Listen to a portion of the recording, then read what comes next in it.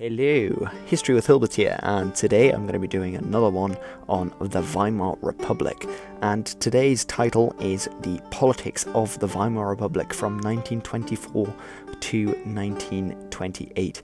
And basically in this one I'm just going to be covering the basics of what went down in the political world in Weimar Germany from 1924 to 1928. So I'm going to have a look at which coalitions were formed, who became Chancellor, to which party did they belong, and was this really representing the true proportional representative democracy that the Weimar Constitution promised its people. Okay, so without further ado, let's have a look at the politics of Weimar. And first of all, I'm going to have a quick refresher so that you all know what's going on, who the guys are, who the parties are, and where they stand. So, as we can see here, we have the KPD, who are the communists, they're on the extreme left. Then we have the socialist SPD, who are centre-left, and the centrists, the DDP and the Zentrumpartei.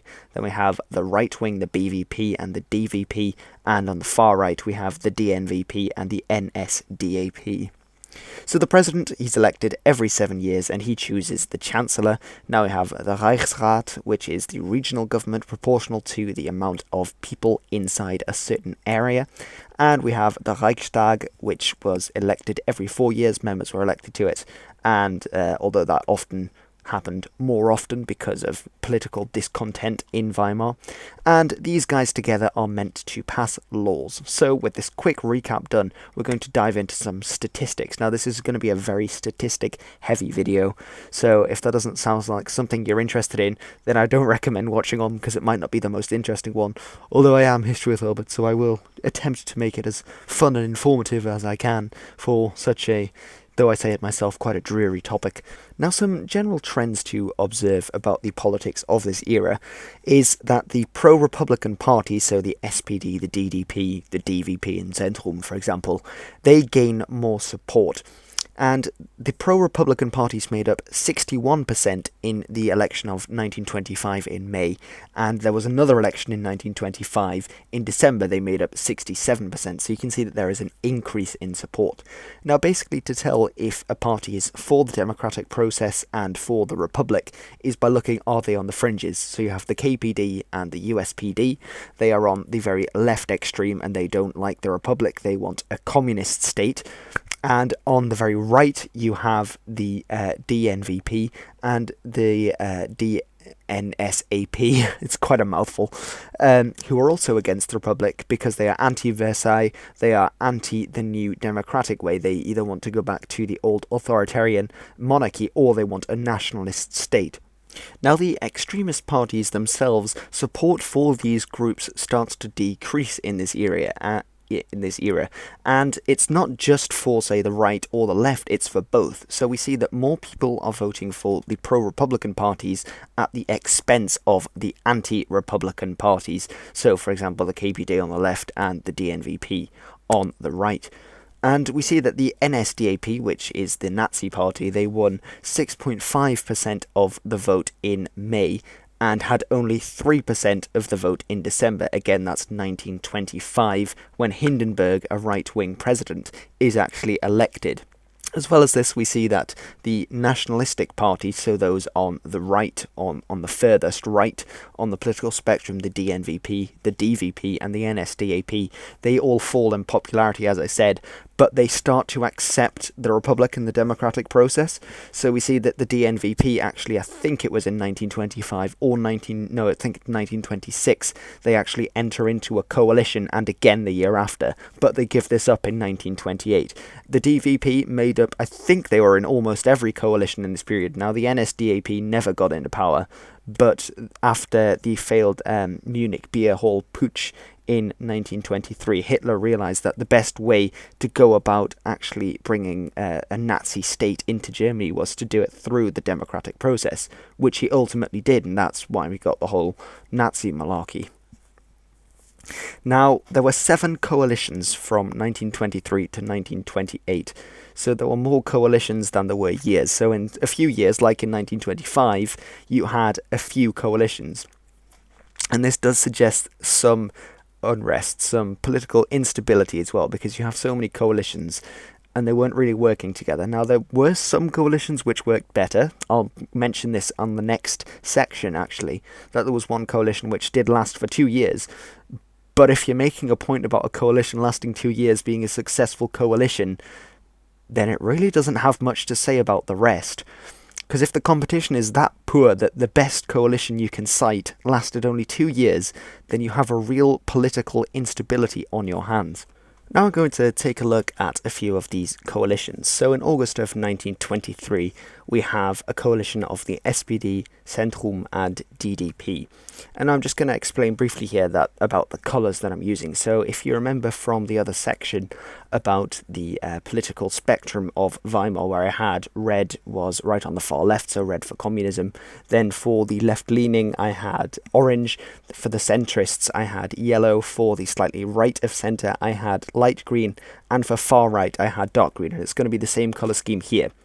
Now, the colour along the bottom of the date is representative of the party allegiance of the Chancellor at this time, because remember that the Chancellor was usually the guy who was chosen from the largest party in power. And we'll see if this really does represent democratically which parties have got into the coalition.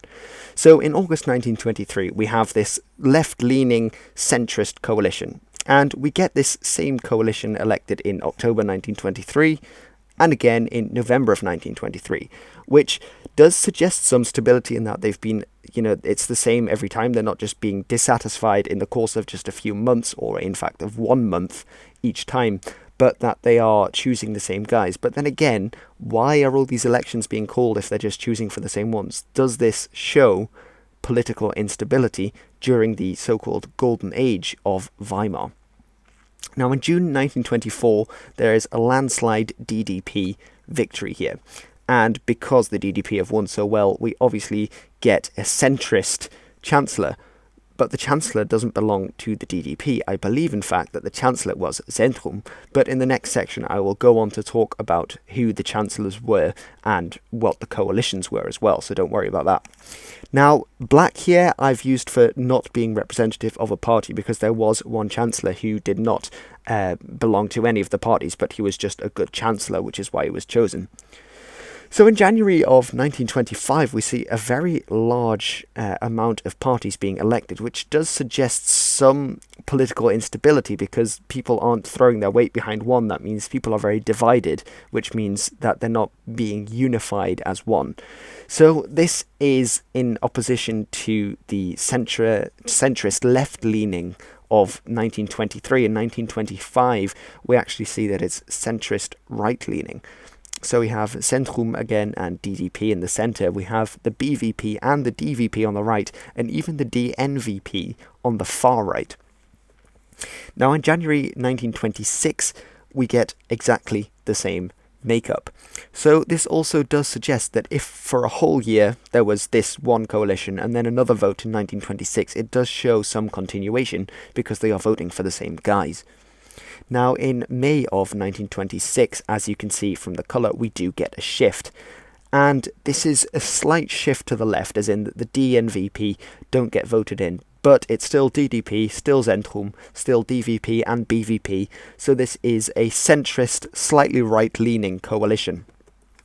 Now, in January of 1927, we get another shift to the right this time.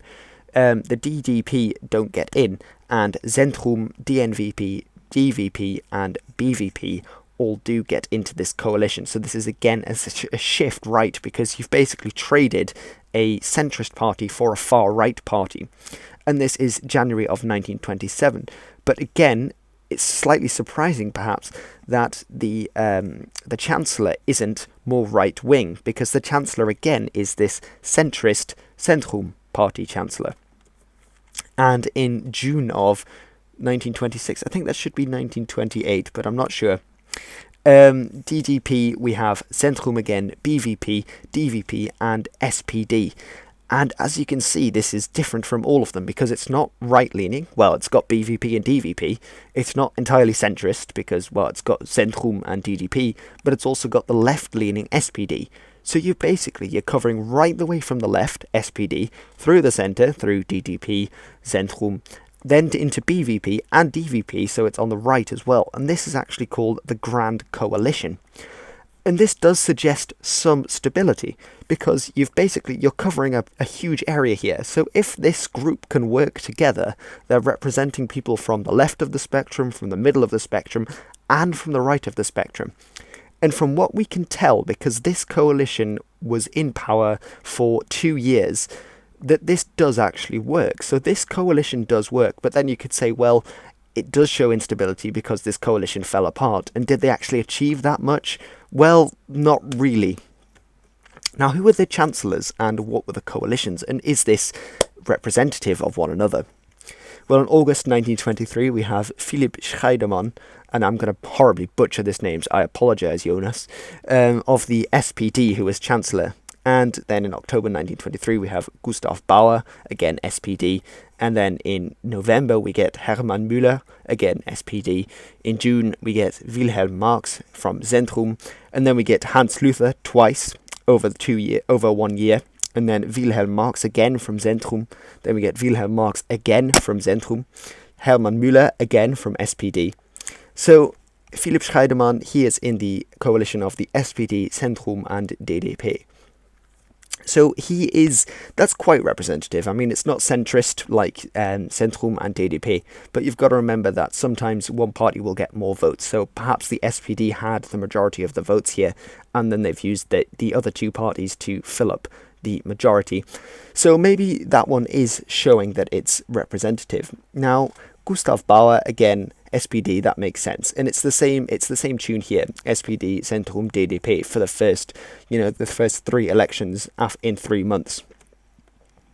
And then we've got Wilhelm Marx of Zentrum for the DDP. Now, it's slightly surprising that the DDP won, yet the Chancellor has been chosen from Zentrum, which does maybe show that it's not really being representative, because surely if the DDP won so much, then the Chancellor should be DDP, because that only seems fair. But in fairness, it's not like having someone on the left winning and then someone on the right becoming Chancellor. They are both centrist. But Zentrum, remember, is a Catholic party, so they would be pushing Catholic aims. So perhaps the DDP wouldn't be happy with this, because I don't think the DDP were particularly fond of having a religious connotation.